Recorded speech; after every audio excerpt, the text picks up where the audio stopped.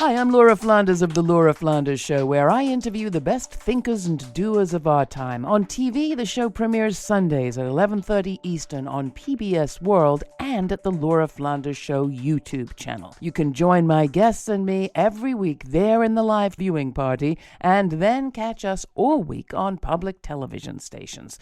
Prefer to listen? Find us on a radio station near you or subscribe to the free podcast. You'll find listings and ways to subscribe at lauraflanders.org. That's also where you'll receive my regular commentaries. I call them the F word. Here's this week's. Shock horror. There is racism among the royals. I know sarcasm is the laziest form of humor, but is there something about an hereditary white monarchy that we don't yet understand? In what's being called a hand grenade interview with Oprah Winfrey, the Duke and Duchess of Sussex Sunday let rip about the misery they'd endured as the royal family's first mixed-race couple, and alleged that someone, not Queen Elizabeth or her husband, they say, even questioned the likely skin tone of their yet-to-be-born baby boy.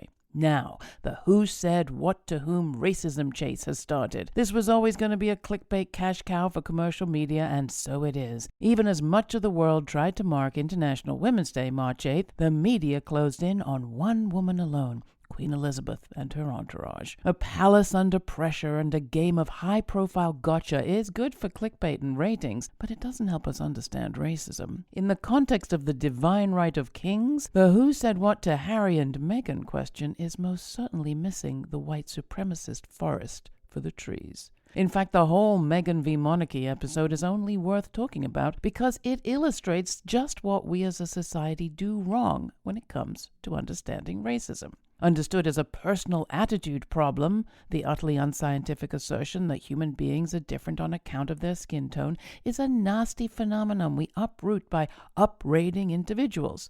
There's no excuse for saying racist things or doing racist acts in our multicultural society, we mostly agree. But looking at racism as a personal problem, we miss the bigger picture, which in this case is the picture of a 1,200-year-old system by which a single family holds unaccountable power over the United Kingdom's parliament, its military, and its church. That includes Scotland, Wales, and a hunk of Ireland. The Queen's also titular head of 14 other countries, including many Caribbean and Pacific islands. When the British Empire was at its height, the Crown ruled lucratively over 412 million people across a quarter of the globe. There's nothing democratic, secular, or multicultural about that. So, while the Queen herself may be off the hook for asking about Archie's complexion, the monarchy is most certainly not off the hook for colonialism or white supremacy. Got that? And while we're talking about systems, for International Women's Day, UNICEF reported that 10 million additional child marriages of girls of color may occur before the end of the decade, threatening years of progress. Did you see that headline anywhere?